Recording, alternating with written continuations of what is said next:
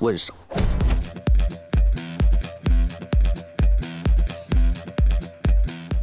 Donnie Yen est un acteur d'origine chinoise, un réalisateur de films d'action et de cascade, un metteur en scène et un producteur. Il est devenu idole des amateurs de films d'action asiatiques du monde entier et a connu le succès à Hollywood. Comment il est parvenu? Nous le dirons dans cette vidéo. Mix Show présente Ip Man, comment vit Donnie Yen et comment il dépense ses thunes. Le vrai nom de Donnie Yen est Zhen Zidan et il est né le 27 juillet 1963 dans la ville de Guangzhou, dans le sud de la Chine, également connue sous le nom de Canton. Zhen est la prononciation du nom de la fille de la dialecte pékin, tandis que la famille Yen est la prononciation cantonaise. Le père de la famille, Yang Yonglong, était violoniste et la mère, Min Ban-chan, ou dans la version américaine, Mak Buim, était vocaliste à l'orchestre philharmonique de Guangzhou. C'est là qu'ils se sont rencontrés, mais 2 ans après la naissance de leur fils, la famille s'est séparée. Le père et l'enfant ont immigré à Hong Kong, mais n'a pas été autorisé à déménager. Le garçon a pu revoir sa mère à l'âge de 9 ans et la famille a finalement été réunie avec la naissance de sa petite sœur Chris. Pendant la période de séparation, Mai apprend les arts martiaux et rêve d'ouvrir sa propre école à Hong Kong. Mais sa maman s'y heurte, et là, la mafia locale aussi. Le marché est déjà divisé. Mai a également formé ses enfants aux arts martiaux. Il n'est donc pas surprenant que Chris soit aussi un maître en arts martiaux. Il est dans les années 2000, elle a essayé au cinéma. Les parents ont également encouragé l'amour de la musique chez leurs enfants. Donnie joue très bien du piano et de plusieurs autres instruments. Mais les arts martiaux restent sa principale passion. Le garçon étudie des livres spécialisés et répète tout, quel que soit le style. Lorsqu'il avait 11 ans, la famille de Mai a déménagé aux États-Unis, s'installant dans la banlieue de Boston. À l'étranger, le père de Donnie travaille comme rédacteur en chef d'un journal en langue chinoise. Et Mai parvient enfin à réaliser son rêve et créer un institut d'études des arts martiaux chinois. L'école est rapidement devenue populaire et Donnie est devenu l'un des meilleurs élèves. Il regardait attentivement les films avec ses acteurs combattants préférés, Bruce Lee et Jackie Chan, et répétait leurs tours. Mais pour Chuck Norris, il était dédaigneux car il pouvait facilement distinguer dans quels films on voit de vrais arts martiaux chinois et dans lesquels seulement ce sont des imitations. À l'adolescence, Donnie a commencé à pratiquer le karaté japonais, le taekwondo coréen et la boxe occidentale, ainsi que le hip-hop et le breakdance. Il a commencé à sécher les cours et à passer du temps dans la tristement célèbre Fight Zone. C'est ainsi qu'on appelait le quartier criminel de Boston. L'adolescent participe à des combats clandestins sans merci, se lance dans la vie nocturne et rejoint même un gang. Pour éviter que son fils ne sombre dans la vie de gang, la mère de Donnie l'envoie à Pékin, voir le maître Li Yumeng, qui entraîne l'équipe nationale de Kung Fu. En 1983, Lan décide de rentrer aux États-Unis avec l'intention de créer sa propre école d'arts martiaux à Hollywood. Mais avant de partir, il s'arrête à Hong Kong pour faire évaluer les capacités de combat de Donnie par une connaissance de sa mère, à la demande de celle-ci. Cette connaissance est le réalisateur Wan Wenping, qui invite immédiatement le jeune homme à un casting pour un nouveau film d'action comique, Drang Chai-Chi, également connu sous le nom de Drunk and Shaolin Master. That'll teach you to fool around with me, little boy. Young master, are you okay, sir? That fat bitch, it's only because she weighs 2 tons she is... En seulement 5 minutes, Lan impressionne l'équipe et est confirmé pour le rôle principal. Le film est sorti en 1984. Mais Donnie n'a pas été aimé le processus de tournage. Il était agacé par le réalisateur qui n'explique presque rien, mais pouvait crier s'il n'aimait pas quelque chose. Lan n'a jamais pensé un seul instant qu'il pourrait rester longtemps dans l'industrie cinématographique. Mais sa collaboration avec Yuan Wonpin s'est poursuivie. 1 an plus tard, le film Strange Couple est sorti, sur le tournage duquel l'acteur s'est gravement blessé à l'épaule droite. Cela le gêne encore aujourd'hui. Suivant le film en 2 parties, La Cage du Tigre et le film d'action In Performance 4, The Whiteness, également réalisé par Yuan Wonpin. Le maître a révélé à Donnie les spécificités de la mise en scène du combat au cinéma. Et au fil des ans, l'acteur a affiné son propre style de combat à l'écran. Par la suite, il a travaillé avec d'autres réalisateurs, jouant dans des films tels que La Vierge Sacrée, Contre la mort vivant, La Chasse au cristal, La Taverne du Dragon, Le Guépard de feu, Le Papillon de l'épée, tandis que son rôle emblématique a été dans le film d'action 92, Il était une fois en Chine numéro 2 avec Jet Li. 黃師傅不過係民團總教練，失禮失禮，大人見笑。頭先只不過向黃師傅請教幾招，黃師傅嘅少林棍法可以名不虛傳。 Ce film a valu à Donnie une nomination au Kong Film Award pour le meilleur second rôle. En 1993, l'acteur a retrouvé Wonpin sur le plateau du film d'action Iron Monkey. 有冇聽過鐵馬騮？街知巷聞啦，你想揾佢咩？如果俾我揾到佢，我一定扭低佢個頭。 Le film a été un succès et on se souvient de la scène de combat avec les moines Shaolin qui avait été réalisée par Donnie. Ironiquement, ce fragment particulier était en grande partie le résultat du montage du film et de câbles volants, mais presque toutes les autres scènes étaient minutieusement chorégraphiées. Iron Monkey était d'autres plus remarquables que quelques années après sa sortie en Asie. Il a été acquis par les studios de cinéma Miramax, retravaillé, réenregistré et projeté dans les salles de cinéma aux États-Unis. Après sa première à New York et à Los Angeles, le film a été acclamé par la critique aux États-Unis et a reçu un prix aux Taurus Awards, le prix annuel de l'Académie mondiale des cascadeurs récompensant les meilleures cascades du cinéma. Toujours en 1993, en novembre, Donnie Yen a épousé le mannequin Zing Chin Lung, mais leur vie conjugale a duré moins d'1 an. Après leur rupture, Lung a découvert qu'elle était enceinte et leur fils, Man Yong Yen, est né en 1995. Depuis, il a tourné dans des films tels que Un héros parmi les héros, Le papillon et l'épée, Wing Chun, dont il a également composé la bande de son, et Haute tension. Ce dernier a vu ses débuts en tant que co-réalisateur, suivi de la suite de Singe de fer en 1996. Ensuite, il y a eu le film Ballistic Keys, Shanghai Affair et Legend of the Wolf. I hope to remember who I was after seeing you. You can't understand. Every night I have nightmares. It's terrible. I can't remember. Tous les trois ont été réalisés par lui-même. Ensuite, il y a eu The New Big Boss, qui est devenu un vrai véritable classique. Après avoir divorcé de sa première femme, Donnie a commencé à fréquenter une actrice de modèle photo de Hong Kong nommée Young-man. Leur relation s'est terminée en 2000, mais on se souvient d'un épisode qui s'est produit à la fin des années 90. Les jeunes gens étaient allés dans une boîte de nuit à Hong Kong et lorsque Donnie s'est écarté pour commander, 8 hommes fortement alcoolisés ont montré un intérêt malsain pour Joey. Et ils n'ont pas été arrêtés par la présence du jeune homme et de la jeune fille, ni par son avertissement de reculer. Cependant, lorsque le couple a quitté le club, la compagnie a continué de les suivre dans la rue et a attaqué Lan. Ce fut une grosse erreur puisque les 8 hommes ont fini à l'hôpital avec des fractures, des écorchures, des commotions et des contusions. Donnie lui-même n'a souffert que d'une contusion mineure et a été arrêté le lendemain, mais a été relâché presque immédiatement lorsque la police a découvert qu'il s'agissait de légitime défense.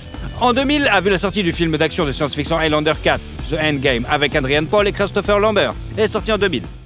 One day soon, we will all serve very little purpose to kill except dead. C'est le premier film américain dans lequel Donnie Yen a été invité. Il a joué le rôle de l'immortel Gene Kay et a chorégraphié les combats du film. Le film suivant est Blade 2, également une production américaine, avant que Donnie ne retourne dans son pays natal et ne joue avec Jet Li dans le film d'action Fantastic Hero. Ce film a rendu Lan populaire auprès du public de la Chine continentale, et lorsqu'il est sorti en version large dans les cinémas américains, il est devenu l'un des films en langue étrangère les plus populaires jamais distribués sur le marché américain. Le film suivant de Lan a été le film d'action comique américano-hongkongais de 2003, Les Chevaliers de Shanghai, avec son acteur préféré, Jackie Chan. I hope there will be more trust between us when I'm emperor and you are the new king. Au même moment, notre héros se marie pour la 2e fois. Cecilia Wang est sa promise. Auparavant, elle était mannequin et a remporté le concours de beauté Miss Chine à Toronto en 2000. Ils se sont rencontrés par des amis communs lors d'une fête. Leurs copains ont trouvé amusant que le magazine People ait nommé Lan le diamant des films d'action, alors que les parents de Cecilia étaient dans la joaillerie. Il s'est avéré qu'ils avaient beaucoup de choses en commun. Ils ont tous les deux grandi à l'ouest et à l'est, dans des familles de musiciens et ont le même goût et la même vision de la vie. Cecilia n'avait pas vu de film avec Lan, mais elle a été impressionnée par son sens de l'humour et ses bonnes manières. Quelques mois plus tard, le couple s'est fiancé. Donnie appréhendait beaucoup de rencontrer le père de la mariée car c'est un homme aux règles plutôt strictes, et la différence d'âge entre la mariée et la mariée est de presque 20 ans quand même. Mais après avoir discuté en privé pendant un moment, Van Senior a calmement demandé quelle était la date du mariage. Lan dit qu'il était prêt à fondre en larmes de bonheur en entendant cela. Le mariage a eu lieu le 30 août 2003, on s'en fout, au Canada, sur les rives du lac Ontario à Toronto. Un an plus tard, ils ont eu une jeune fille, Jasmine, puis un fils, James. Donnie réserve souvent à sa femme des surprises romantiques et chaque fête, il lui offre des fleurs. Au premier anniversaire de sa bien-aimée, une sérénade chantée de sa propre composition et au 10e anniversaire, un tatouage à la taille avec l'un des caractères de son nom qui signifie « poésie ». L'acteur admet que son épouse n'est pas seulement la femme qu'il aime, mais aussi une amie, une assistante et une partenaire commerciale, la femme idéale quoi. Romantique dans la vie, Lan a ensuite joué dans des films d'action, Wandu Chronic, Blade of the Rose, Seven Worlds, SPL, Star of Destiny et Dragon and Tigre. Il a toutefois connu un mélodrame, une comédie romantique en 2004 intitulée Love is Broke. En 2007, Donnie a joué un rôle majeur dans le film Hot Spot et pour sa performance de chorégraphe a remporté le prix des Hong Kong Film Awards. L'acteur était tellement épuisé sur le plateau qu'il devait aller chercher le médecin tous les 2 jours pour récupérer physiquement. 1 an plus tard sont sortis La Peau peinte, L'Impératrice et Les Guerriers. Mais 1 an plus tard, le succès a été Ip Man sur un maître d'arts martiaux invincible. Wing Chun, qui a créé sa propre école d'arts martiaux et s'est fait connaître comme le professeur de Bruce Lee. You know, Captain Lee, we martial artists have a lot of energy. Sometimes we might be a bit loud, but that doesn't mean we're not civilized. L'intrigue du film s'est rapprochée de la biographie originale d'Ip Man, avec l'ajout de la fiction. Et pour ce qui est des chorégraphies de combat et des données biographiques, le fils du maître de Ip Chun a conseillé l'équipe du film. Donnie Yen s'est lui-même rendu à Foshan, où il vivait le maître, et a passé beaucoup de temps avec ses fils, écoutant les histoires de leur père, le mode de vie familial et les arts martiaux. Avant la première d'Ip Man, les royalties de Donnie se tournaient autour d'$1 million par film, mais depuis, ce chiffre a été multiplié par 3,5. En 2009, l'acteur a joué dans un documentaire sur Bruce Lee, un film d'action Bodyguards and Assassins et le drame historique The Founding of China. Ce film a été réalisé pour célébrer le 60e anniversaire de la fondation de la République populaire de Chine. Et de nombreux acteurs chinois étaient impatients d'y jouer, même s'il s'agissait d'un rôle secondaire et gratuit. Donnie Yen a joué un membre du Parti communiste, montrant ainsi sa loyauté envers la Chine continentale plutôt qu'envers Hong Kong. Il a d'ailleurs été critiqué à plusieurs reprises pour cette position et pour avoir ignoré les protestations qui ont lieu à Hong Kong. En réponse à l'un de ses commentaires, qui lui reprochait de se battre que pour la justice à l'écran, Donnie a répondu qu'il se battait pour le peuple chinois. Il convient de noter que la fanbase la plus lucrative de Donnie vit uniquement en Chine continentale. Après le succès du premier volet de Ip Man, le tournage de la suite a commencé presque immédiatement, qui est sorti en 2010. 單邊油條係你細嗰陣時話要食㗎嘛？我幾時講過啊？你真係唔記得咗啊？睇嚟我細個都幾風趣。 Elle est encore moins fidèle au personnage principal, mais l'histoire était richement agrémentée de séquences d'action et a presque doublé les recettes du premier film au box-office quand même. Le tournage a été difficile pour Donnie, il s'est évanoui 2 fois d'épuisement. Et si dans le film précédent les créateurs ont coopéré avec le fils du maître, cette fois-ci il a critiqué Donnie Yen, le qualifiant d'ingrat. Et le fait est que selon l'acteur, le succès des films n'a rien à voir avec l'art martial du Wing Chun. D'autres représentants du monde des arts martiaux et des collègues de Donnie se sont également joints à la critique. En général, notre héros est connu pour le fait de ses disputes régulières avec les réalisateurs, les traitant de fainéants, de tyrans, de sbires, et n'hésite pas à s'exprimer même à l'égard des maîtres éminents. Dans les années d'après, il a fait plusieurs films et plusieurs allers-retours entre la Chine et Hong Kong, avec 14 Blades, Legend of the Fist, The Return of the Jensen, et The Lost Bladesman, et bien sûr le film Dragon, All's Well Ends Well 2011. On suivit le spécial Film One, Together, The Monkey King, Ice Comet 3D, The Last of the Best, The Inspector is Here et en décembre 2015 a vu la première fois Ip Man 3. 點解今日我要收你呢？因為我將會係你最勁嗰度嚟。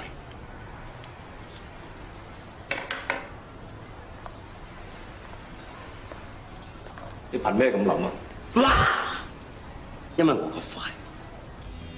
Donnie a attribué le long hiatus entre le 2e et le 3e volet au fait que de nombreux autres projets cinématographiques et télévisuels sur le personnage sortaient et que le marché était quelque peu saturé. Cette fois, l'intrigue est presque incohérente par rapport à la biographie réelle du grand maître. Mais la formule du succès avec beaucoup de scènes d'action a encore fonctionné. Et le film a quand même remporté $157 millions pour un budget de 36 millions. Il est nécessaire de noter que la femme de Donnie était très inquiète pour son mari, car il devait se battre contre Mike Tyson sur le tournage, mais ses craintes n'étaient pas justifiées. Au contraire, l'âne a cassé le doigt du célèbre boxeur. En 2015, l'acteur a créé le Yan Honor Fund pour permettre aux célébrités de se défendre contre la diffamation. Donnie a gagné l'argent avec lequel l'organisation a été fondée lors d'un procès contre le réalisateur, Tan Bin. Ce dernier accusait l'âne d'avoir refusé de travailler sur son projet et d'avoir engagé des bots pour menacer la famille de l'acteur. En 2016, notre héros a joué dans le film d'action-aventure Crouching Tiger, Hidden Dragon, Sword of Dynasty de Netflix et dans le space opéra épique américain Outcast One, Star Wars. Really? He's praying for the door to open. It bothers him because he knows it's possible. Donnie hésitait à accepter l'invitation à jouer dans ce film, car il devait s'éloigner de sa famille pendant une longue période. Mais les enfants l'ont littéralement forcé. Il était tellement excité à l'idée que leur père jouait dans un film avec des boules lumineuses et des vaisseaux spatiaux qu'il n'a pas pu résister. Toujours en Amérique, Lan a remplacé Jet Li qui a quitté le projet pour des raisons inconnues dans le film d'action-aventure 3X World Domination. La première a eu lieu début 2017 et l'acteur est rapidement retourné dans son pays natal pour jouer dans le drame policier Chasing Dragon et la comédie d'action Big Brother. La première du film Ip Man 4 a eu lieu vers la fin des années 2019. Mais malgré les affirmations de Donnie Yen selon lesquelles il ne souhaitait pas réviser la série, le cachet s'élevait quand même à 12,8 millions de dollars. En janvier 2020, l'acteur s'est essayé à l'image d'un policier se mettant constamment dans des situations ridicules dans le projet de comédie Exit Fat Dragon. Et en mars, le monde l'a vu dans le film Disney Mulan. L'acteur a obtenu le rôle commandant Tung, le mentor du protagonisme.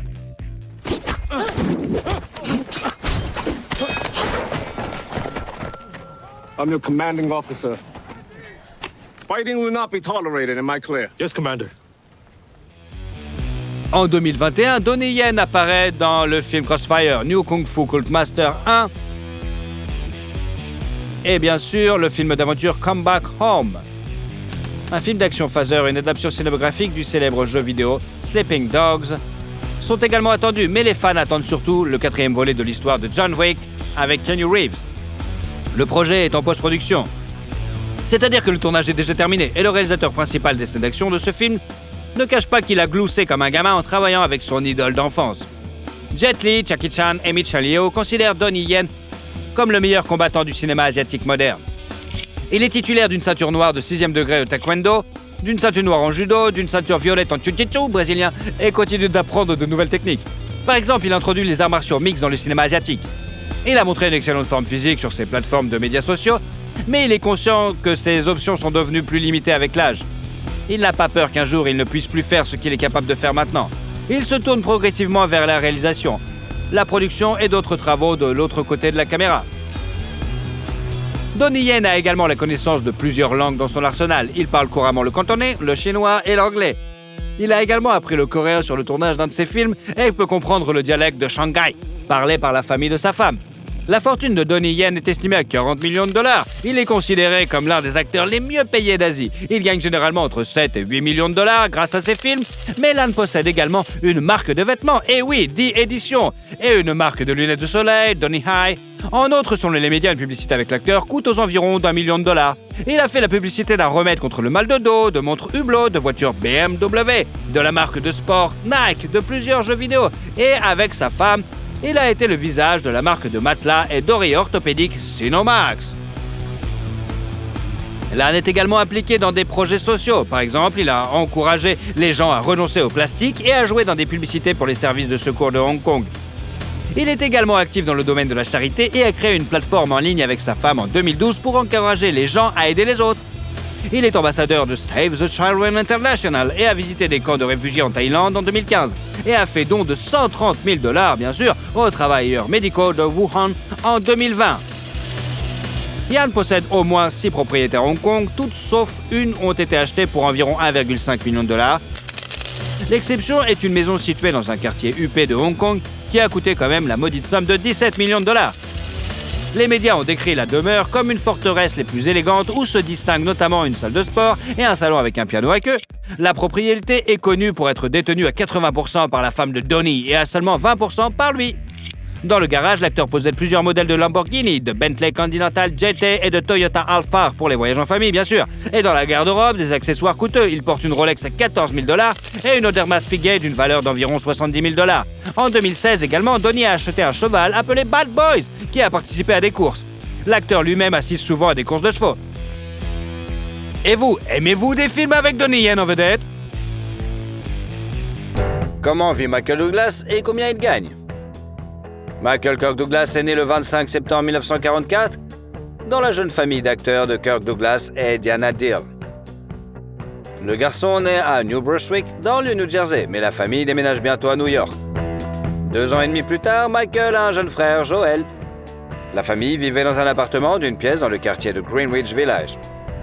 Aujourd'hui, notre héros est considéré comme l'héritier de la dynastie royale du show business. Mais à l'époque, ses parents commençaient à peine leur carrière. Kirk passait le plus de son temps en Californie à filmer sous contrat avec un studio. Et son mariage avec Diana n'a pas résisté. Les parents de Michael ont divorcé quand il avait 6 ans et il est resté avec maman. 7 ans plus tard, elle se remarie. Le beau-père est devenu le premier adulte à qui Michael pouvait parler de tout. Et grâce à lui, le jeune homme s'est senti en confiance pour la première fois. Mais à l'époque, aucun des professeurs n'a pu réfréner son tempérament violent. Même si Michael étudiait bien, il séchait les cours et répondait aux professeurs. Pendant quelque temps, le jeune homme a travaillé dans une station-service mobile. Certains jours, il était l'employé du mois et d'autres jours, il traquait les voitures et volait les pièces détachées avec ses amis. Outre son beau-père, l'autorité de Douglas Jr. et son père, qui a réussi à devenir une icône du cinéma pour toute l'Amérique. Michael est tellement impressionné par les films de Kirk et le temps passé avec lui sur les plateaux de tournage pendant les vacances d'été qu'il veut lui aussi devenir acteur. Il demandait souvent à son père à quelle porte frapper pour percer à Hollywood. Mais celui-ci s'opposait catégoriquement au choix de son fils. Cependant, lorsque Michael s'est inscrit à l'Université de Californie pour étudier l'art dramatique et jouer dans des productions théâtrales, Kirk est venu à chaque représentation de son fils, même s'il était très occupé. À l'université, Douglas se lie d'amitié avec Danny DeVito, qui deviendra plus tard son colocataire. Il loue un appartement à New York pour $150 par mois. Parallèlement, le jeune homme gagne sa vie en livrant du café au cinéma et en travaillant dans les coulisses. Kirk contribue néanmoins au début de la carrière d'acteur de son fils. Ensemble, ils ont joué et produit le film Cast and Giant Shadow en 1966. Les rôles suivants ne sont apparus que quelques années plus tard, à la fin des années 60 et au début des années 70. Douglas joue dans plusieurs séries télévisées et films tels que Hale et Row. Sur le plateau de tournage, le jeune homme rencontre une jeune actrice prometteuse, Brenda Vaccaro. Le couple est inséparable pendant 6 ans. Vivant comme des hippies et se jurant un amour éternel, Michael qualifie cette période de la plus belle de sa vie. Mais la relation s'est terminée brutalement. Brenda est montée dans sa voiture et est partie. Le premier travail important du jeune acteur est le rôle d'un inspecteur dans la série télévisée The Street of San Francisco, qu'il obtient en 1972 et qu'il joue pendant 5 ans.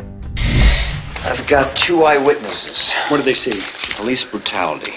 Oh, come on now. Joe Landers? Look, he may be a little hard-nosed, but he never manhandled anybody. I don't buy that. All right, did they see the gun go off? Not who was holding it, no. Son partenaire sur le plateau était Carl Malden, l'ami de Kirk Douglas. Il appelait Michael le fils qu'il n'a jamais eu et insistait pour qu'il participe au projet. Il est intéressant de noter que, même après avoir déménagé à Hollywood, Michael a continué à payer sa part du loyer, tandis que DeVito restait à New York. En 1972, notre héros apparaît également dans les films When Michael Calls et Napoleon and Samantha. Ce dernier est devenu un classique des films américains pour enfants. Plus tard, Douglas est rattrapé par le travail en coulisses. Il réalise l'un des épisodes de Street of San Francisco et commence à travailler sur l'adaptation cinématographique du roman de Ken Kesey, One Flew Over the Cuckoo's Nest, Vol au-dessus d'un nid de coucou. Les droits de l'adaptation cinématographique appartiennent à Kirk, mais il a abandonné l'espoir de mettre en œuvre le projet et l'a confié à son fils. Le film a dépassé toutes les attentes, remportant aux 5 Oscars et rapportant de fabuleux bénéfices à la dynastie Douglas.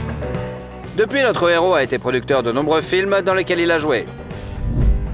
En 1977, Michael épouse la fille d'un diplomate australien, Chandra Lucker, et 1 an plus tard, ils ont un fils, Cameron. Selon les 2 époux, leur vie commune a été comme un volcan. Il s'est calmé pendant un certain temps, puis est entré en éruption avec une force terrible. Et les infidélités ont été nombreuses. Diandra a déclaré dans une interview qu'elle avait surpris une fois son mari avec son ami, mais qu'à chaque fois, elle lui avait pardonné. En 1978 sort le thriller China Syndrome qui rapporte $262 000 à Douglas. Pour son film suivant, le drame sportif Running, Michael s'entraîne beaucoup et court environ 55 miles par semaine.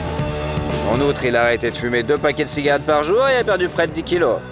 Ensuite, le film It's My Turn est sorti. Mais sa carrière florissante a dû être mise en pause pendant plusieurs années. En 1980, Douglas se blesse gravement dans une station de ski et ne revient sur les écrans qu'en 1983, avec le film policier The Star Chamber. Ce film n'est pas très connu, contrairement à son œuvre suivante, le film d'aventure Romancing the Stone. Michael, qui est également devenu producteur, a acheté le scénario pour $250 000, ce qui lui a permis au film de dépasser les 85 millions d'entrées dans le monde entier. Oh, God damn it, what a ride, huh? I'm telling you, this has turned out to be one hell of a morning. La suite du film, intitulée Le Joyau du Nil, a connu le même succès en 1985, bien que Douglas ait participé à cette suite sans grand désir. La comédie musicale A Chorus Line sort bientôt sur les écrans, et en 1987, le monde connaît 2 succès à la fois, Fatal Attraction et Wall Street. Pour le premier, Douglas a reçu $13 millions, et pour le second, 2 récompenses cinématographiques majeures, un Golden Globe et un Oscar. En outre, le rôle du requin de la bourse et parallèlement du méchant principal a ironiquement inspiré de nombreuses personnes à faire carrière dans l'économie et la bourse. En 1989, Michael a présenté au public le thriller policier Black Rain et la comédie The War of the Rose. Dans cette dernière, il travaille avec son ami Danny DeVito. Il produit ensuite plusieurs films, dont le film d'action avec Jean-Claude Van Damme, Double Impact, et joue dans le drame militaire Shining Truth. Mais le succès absolu, en 92, est le thriller Basic Instinct, pour lequel Douglas reçoit 15 millions de dollars. My sex life's actually pretty shitty since I stopped seeing you.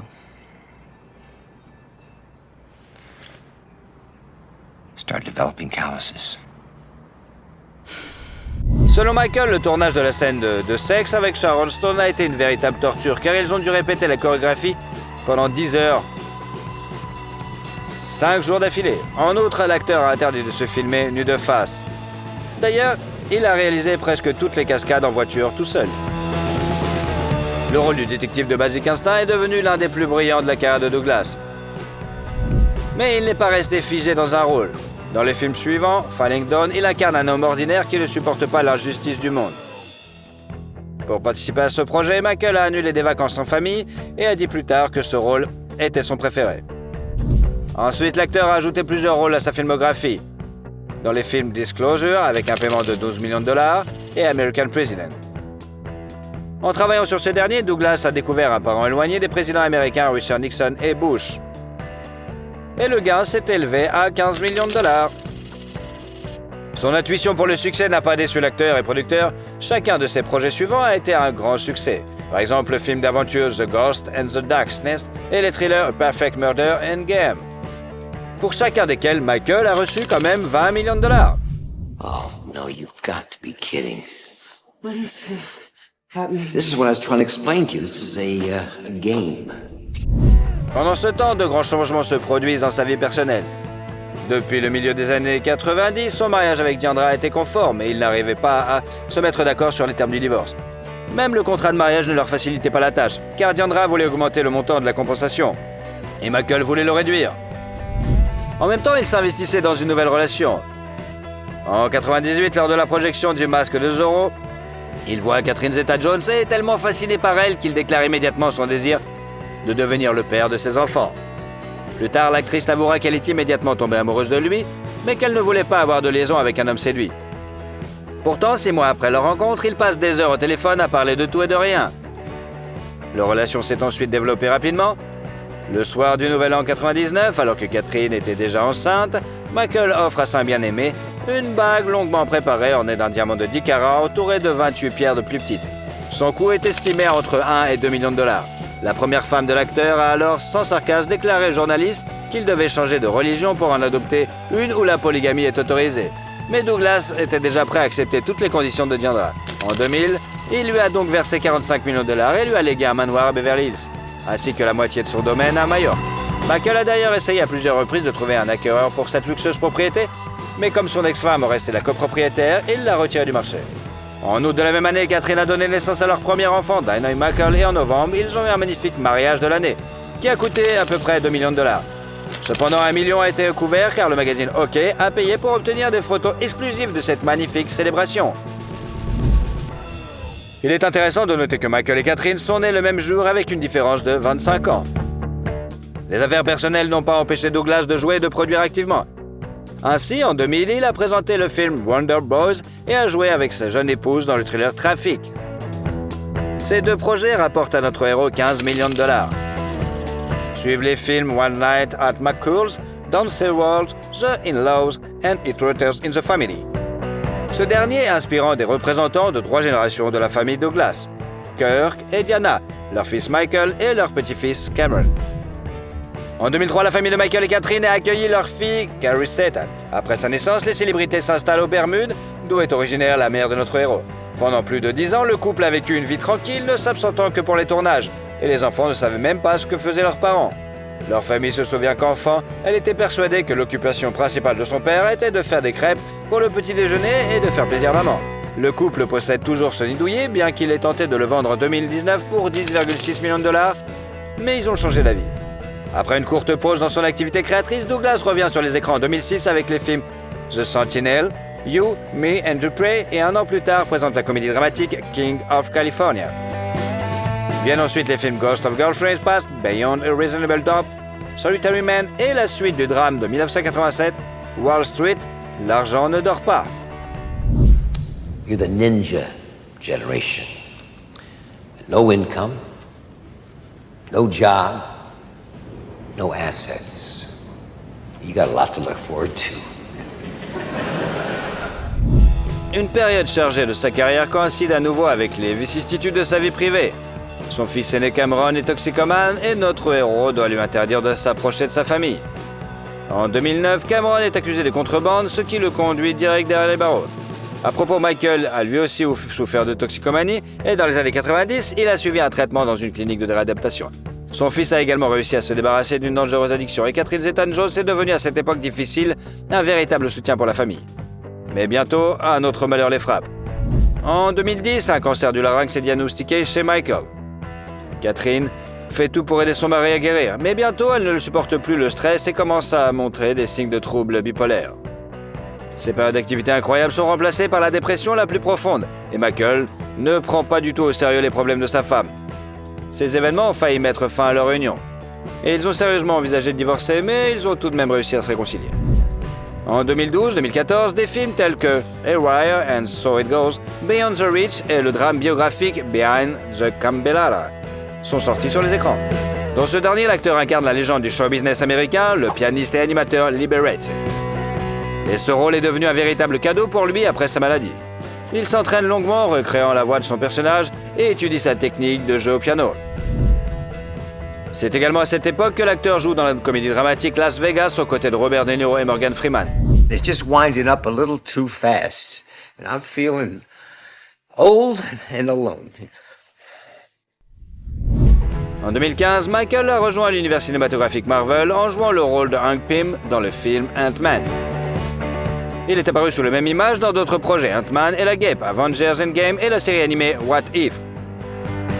En outre, durant cette période, l'acteur a joué dans le film d'action Unlocked, le thriller Animal World, a participé au doublage de la série pour enfants Green Eggs and Ham et a présenté la série The Gominsky Method.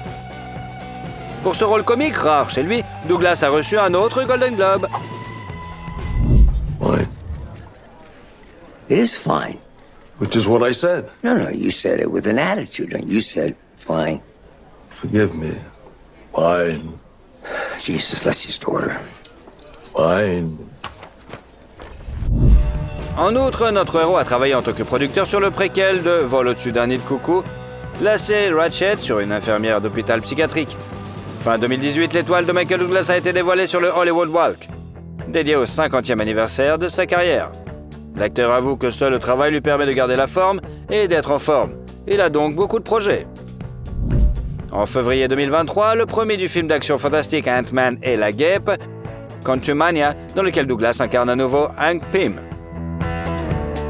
Le tournage de la série Franklin sur le président américain Benjamin Franklin a déjà commencé et une série historique sur les relations entre deux autres présidents, Reagan et Gorbatchev, est en cours.